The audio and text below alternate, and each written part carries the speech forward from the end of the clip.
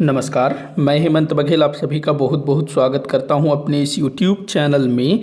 आज की इस वीडियो में हम बात करने वाले हैं प्राचीन भारत के प्रमुख विश्वविद्यालयों के विषय में। हम लोग जानेंगे कि प्राचीन भारत में कौन कौन से विश्वविद्यालय थे।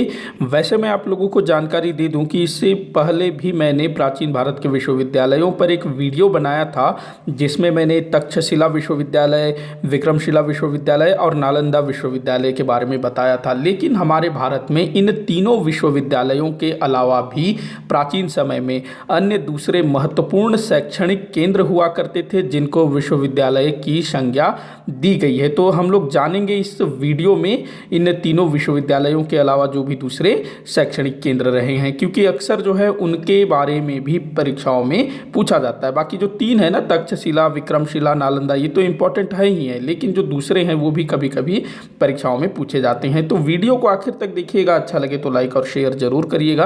तो चलिए शुरू करते हैं आज के इस टॉपिक को, प्राचीन भारत के विश्वविद्यालय। तो सबसे पहले हम लोग बात कर लेते हैं तक्षशिला विश्वविद्यालय के विषय में। तक्षशिला विश्वविद्यालय पर एक डिटेल में वीडियो मिल जाएगा मेरे चैनल के प्लेलिस्ट में, आप लोग देखना चाहें तो देख सकते हैं, अन्यथा यहाँ मैंने जितना बताया है वो भी काफ़ी है।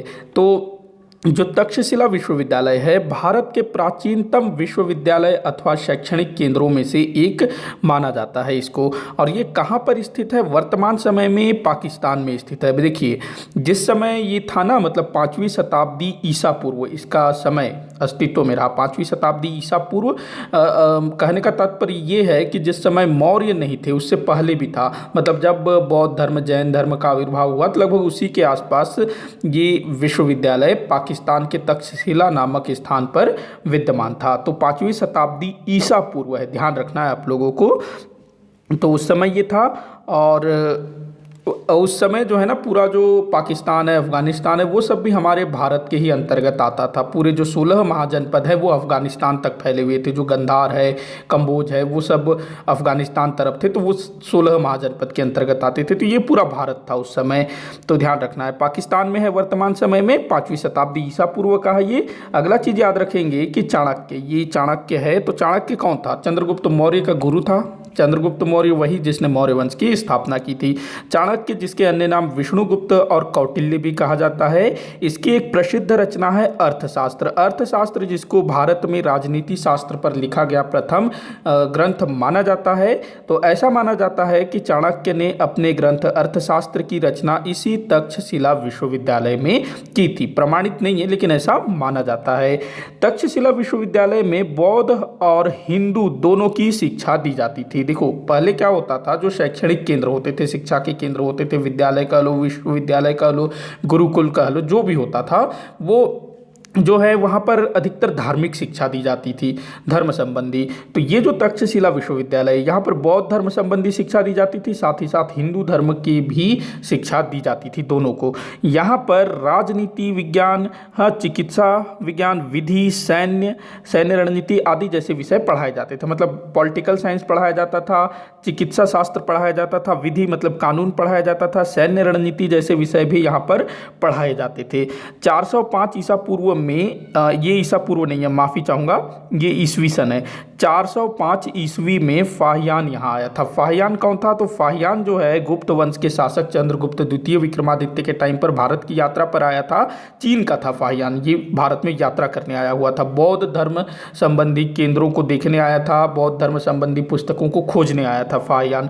तो 405 ईस्वी में, मतलब ये कब का था? 5वीं शताब्दी ईसा पूर्व का ये विश्वविद्यालय था। तो उसके लगभग 900 या 1000 वर्ष बाद फाहियान यहाँ पर आया था, 405 ईस्वी में, ध्यान रखना। उसके बाद अगला है पाणिनि, जो जिन्होंने अपना क्या कहते हैं, पाणिनि ने जो व्याकरण संबंधी ग्रंथ लिखा है। हाँ, उसके बाद चरक जो कि एक वैद्य थे। तो ये दोनों भी जो है इस तक्षशिला विश्वविद्यालय से जुड़े थे, पाणिनि और चरक। पाणिनि जिन्होंने कौन सी रचना की थी? व्याकरण संबंधी ग्रंथ की रचना की थी, और चरक जो कि चरक संहिता के लेखक थे। तो ये दोनों भी तक्षशिला से संबंधित थे, वहाँ पर पढ़ते थे, पढ़ाते थे, ध्यान रखना है। इसके अलावा जो चंद्रगुप्त मौर्य है ना, चाणक्य का शिष्य जिसने मौर्य वंश की स्थापना की, वो भी तक्षशिला से पढ़ा था। जो युद्ध, सैन्य संबंधी रणनीतियों की शिक्षा उसने यहीं से प्राप्त की थी। इसके अलावा कोसल देश का राजा प्रसेनजीत, उसके संबंध में भी कहा जाता है कि उसने भी यहीं से शिक्षा प्राप्त की थी। तो तक्षशिला के विषय में ये सारा कुछ याद रखिएगा। इसके बाद हम लोग बात करते हैं नालंदा विश्वविद्यालय। ये भी प्राचीन भारत का प्रसिद्ध विश्वविद्यालय था, शैक्षणिक केंद्र था, और इसके संबंध में कहा जाता है कि ये दक्षिण एशिया का सबसे प्रसिद्ध विश्वविद्यालय था। देखिए, दक्षिण एशिया का सबसे प्रसिद्ध विश्वविद्यालय था नालंदा विश्वविद्यालय। और ये कब से संबंधित है? तो लगभग 5वीं 6वीं ईस्वी। पहले वाला कब था? ईसा पूर्व। वो ईसा पूर्व था तक्षशिला, ये ईस्वी सन का है। 505वीं अथवा 6वीं ईस्वी के आसपास ये अवस्थित रहा। और इसकी स्थापना की थी कुमारगुप्त, जो गुप्त वंश का संस्थापक, गुप्त वंश का जो शासक था ना, संस्थापक नहीं था ये, गुप्त वंश का जो शासक था कुमारगुप्त, उसको नालंदा विश्वविद्यालय की स्थापना का श्रेय दिया जाता है। हालांकि ये भी अभी तक पूर्णतः प्रमाणित नहीं है कि कुमारगुप्त ने ही इसकी स्थापना की थी। कई सारे जो विद्वान हैं नहीं मानते, लेकिन बहुत सारे मानते हैं। तो हम भी मानेंगे कि कुमारगुप्त ने इसकी स्थापना की होगी, पक्का नहीं पता। लेकिन उसके बाद आगे याद रखिएगा कि गुप्तों के बाद उत्तर भारत में हर्षवर्धन का शासन हुआ। हर्षवर्धन, तो हर्ष और पाल कौन थे? ये बंगाल में शासन करते थे, पाल।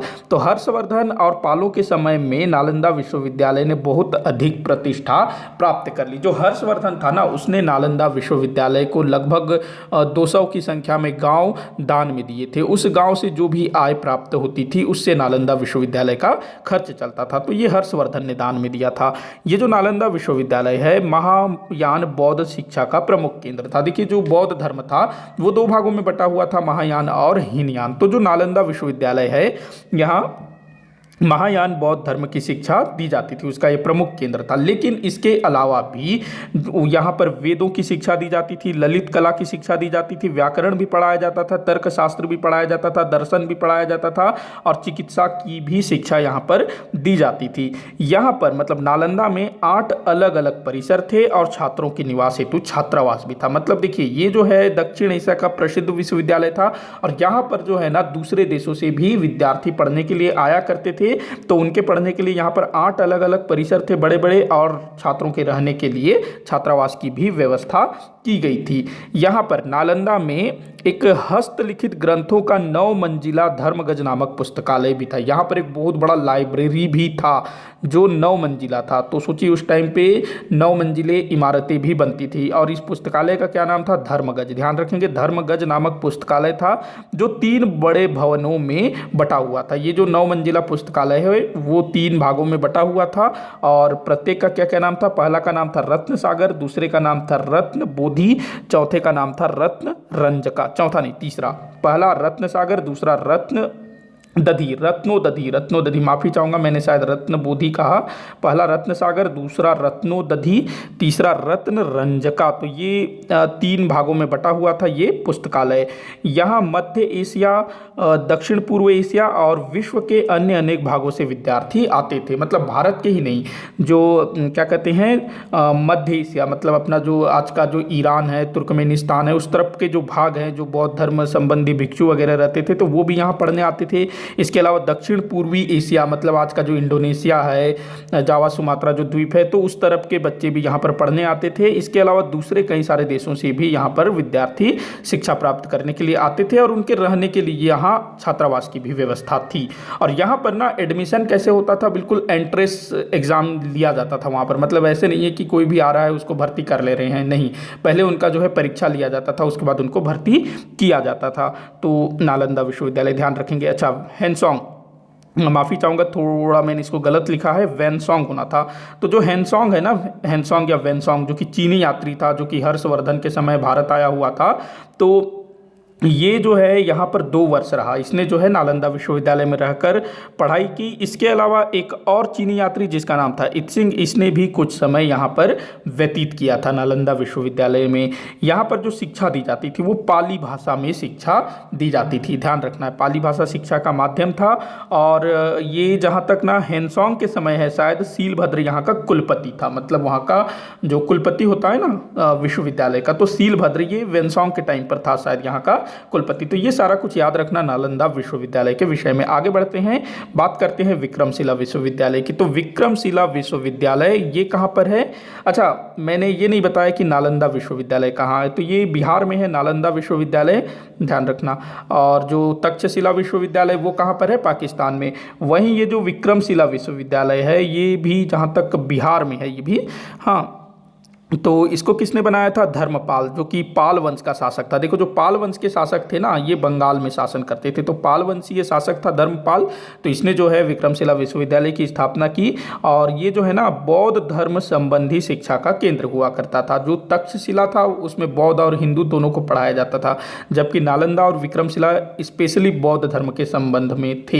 ये ना बौद्ध विहार थे, बौद्ध विहार, जो बौद्ध विहार होते हैं ना जहाँ बौद्ध भिक्षु निवास करते हैं, तो लगभग वैसा ही था, लेकिन यहाँ पर शिक्षा भी दिया जाता था। इसी कारण इसको जो है शैक्षणिक केंद्र या शिक्षा केंद्र या विश्वविद्यालय की संज्ञा दी गई है।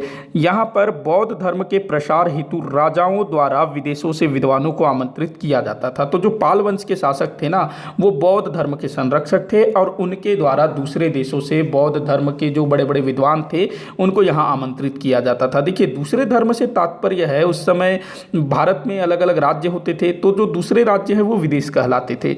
तो जो पाल वंश के शासक हैं वो दूसरे क्षेत्रों से बौद्ध विद्वानों को यहाँ आमंत्रित किया करते थे। विक्रमशिला विश्वविद्यालय में तर्कशास्त्र, वेद, खगोल, शहरी विकास, विधि, व्याकरण, दर्शन आदि की शिक्षा दी जाती थी।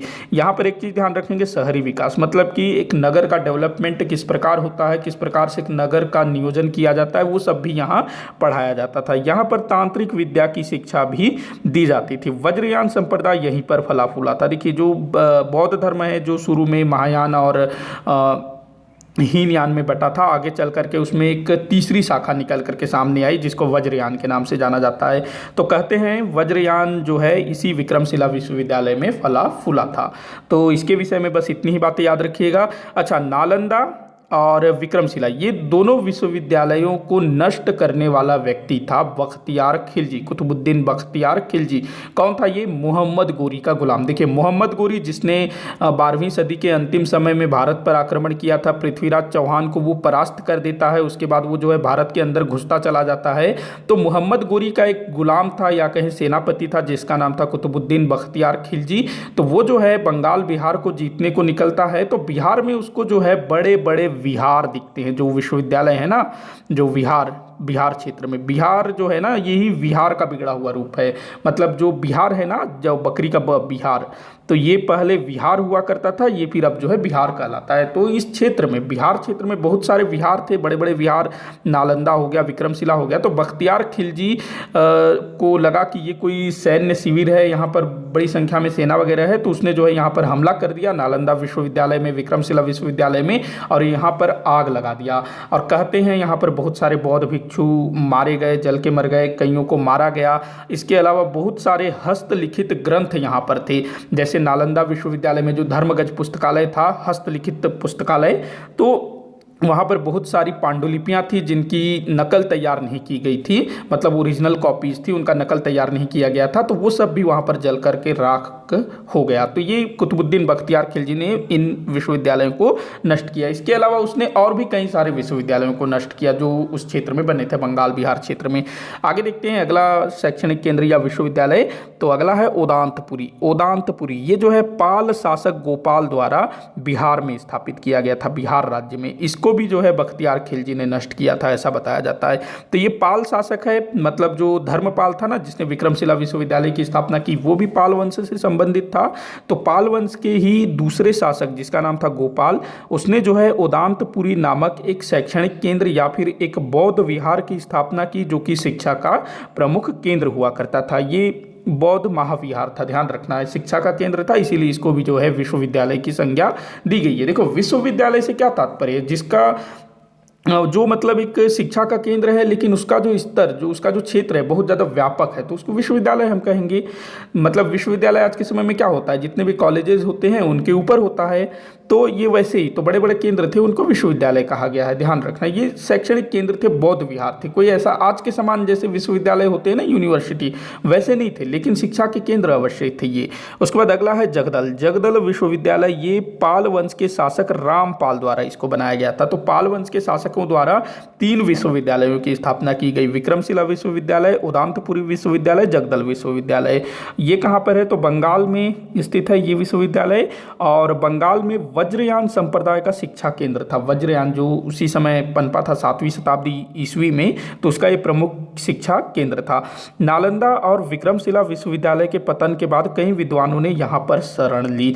देखो, जब बख्तियार खिलजी ने नालंदा विश्वविद्यालय, विक्रमशिला विश्वविद्यालय को नष्ट कर दिया, तो उसके बाद जो बचे खुचे बौद्ध भिक्षु होंगे वो यहाँ पर आकर के उन्होंने शरण ली थी जगदल विश्वविद्यालय में। ध्यान रखना इस चीज़ को। अच्छा, ये जो दोनों विश्वविद्यालय हैं ना, उदांतपुरी, जगदल विश्वविद्यालय, ये लगभग 7वीं 8वीं शताब्दी के आसपास में रहे होंगे, 7वीं 8वीं शताब्दी ईस्वी।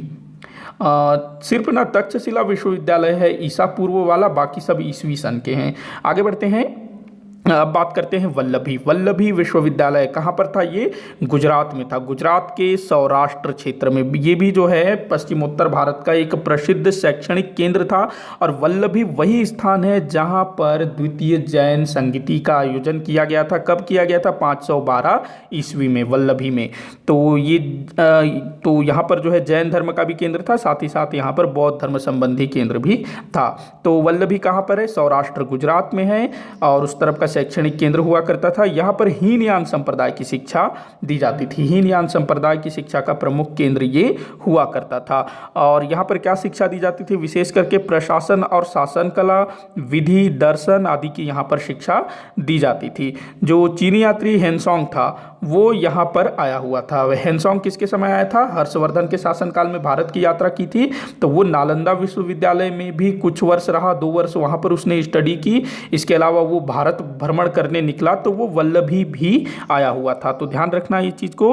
गुजरात के मैत्रक वंश के शासकों द्वारा अनुदान प्रदान किया जाता था इसको। मैत्रक वंश जो कि गुजरात में शासन करते थे, तो ये लोग जो है वल्लभी विश्वविद्यालय को क्या कहते हैं, सहायता अनुदान दिया करते थे। वल्लभी, इसका समय कब था? तो 512 ईस्वी में यहाँ द्वितीय जैन संगीति का आयोजन हुआ था। तो लगभग उसी आसपास रहा होगा ये 5वीं 6वीं 7वीं शताब्दी में इसका समय, ध्यान रखना।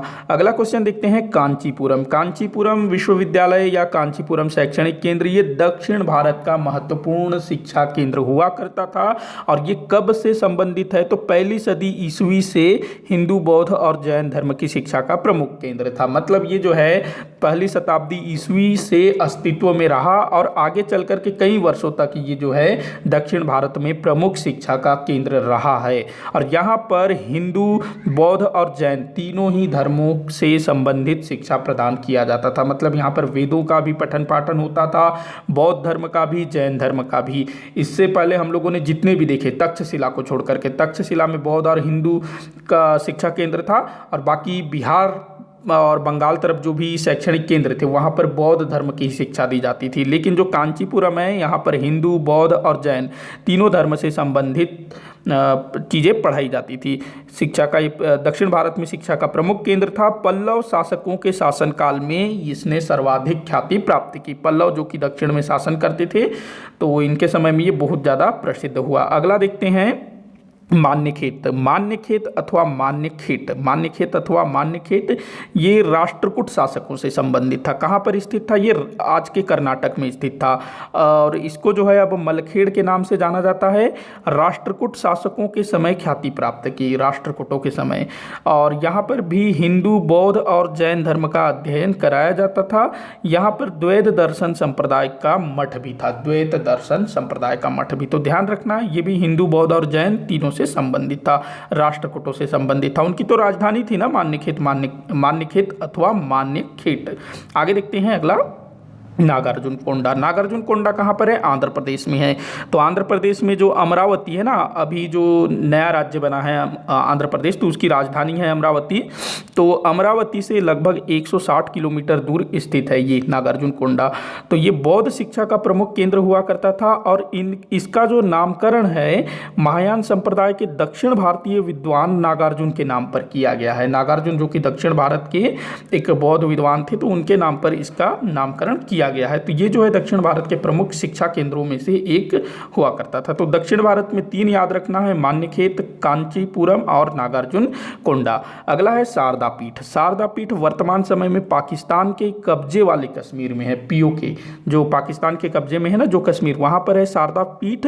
और इस संस्कृत शिक्षा का महान केंद्र हुआ करता था। यहाँ पर जो है संस्कृत के जो अपने पंडित वगैरह हैं वो लोग यहाँ पर विद्या अध्ययन किया करते थे। बाहर मतलब दूर दूर से यहाँ पर पढ़ने के लिए आया करते थे। यहाँ पर शारदा देवी का मंदिर भी हुआ करता था। वर्तमान समय में कहाँ है? पाकिस्तान के कब्जे वाले कश्मीर में। तो ये तो थे बड़े बड़े शैक्षणिक केंद्र। अच्छा, एक और बच गया है, देखते हैं पुष्यगिरी। पुष्यगिरी विहार और ललितगिरी विहार। पुष्यगिरी और ललितगिरी विहार ये कहाँ पर है? उड़ीसा के उदयगिरी पहाड़ियों पर स्थित है। उड़ीसा में है उदयगिरी की पहाड़ियाँ, तो वहाँ पर स्थित है। और 3री शताब्दी ईस्वी में कलिंग के शासकों द्वारा इसको स्थापित किया गया था। कलिंग का शासक, एक प्रसिद्ध शासक कौन था? खारवेल। तो वैसे ही मतलब खारवेल के वंशजों ने जो कलिंग में शासन करते रहे होंगे, तो उनके द्वारा इसको स्थापित किया गया था। बौद्ध शिक्षा का प्रमुख केंद्र था ये। कहाँ पर है? उड़ीसा में है। पुष्यगिरी विहार और ललितगिरी विहार। तो ये सारा आप लोग याद रखिएगा। प्राचीन समय के शैक्षणिक केंद्र हुआ करते थे जिन्हें विश्वविद्यालय की संज्ञा दी गई है। इन सब के अलावा भी बहुत सारे मतलब असंख्य छोटे छोटे गुरुकुल भी हुआ करते थे। इसके अलावा जो बौद्ध धर्म संबंधी शिक्षा केंद्र, जैन धर्म संबंधी शिक्षा केंद्र हर जगह होते थे। गुरुकुल भी हर जगह हुआ करते थे। लेकिन ये जो है बड़े मतलब बड़े स्केल पे थे, बड़े मतलब क्या कहना चाहिए, विशाल थे। इनका जो दायरा बड़ा था, तो इसीलिए इनको जो है विश्वविद्यालय की संज्ञा दी गई है। तो वीडियो यही समाप्त होता है। आप लोग कमेंट करके बताइएगा आप लोगों को कैसा लगा। कोई भी डाउट हो तो ज़रूर लिखिएगा, मैं जवाब देने की कोशिश करूँगा। तो वीडियो को लाइक करिएगा, ज़्यादा से ज़्यादा शेयर करिएगा, चैनल को सब्सक्राइब करिएगा। वीडियो को आखिर तक देखने के लिए बहुत बहुत धन्यवाद।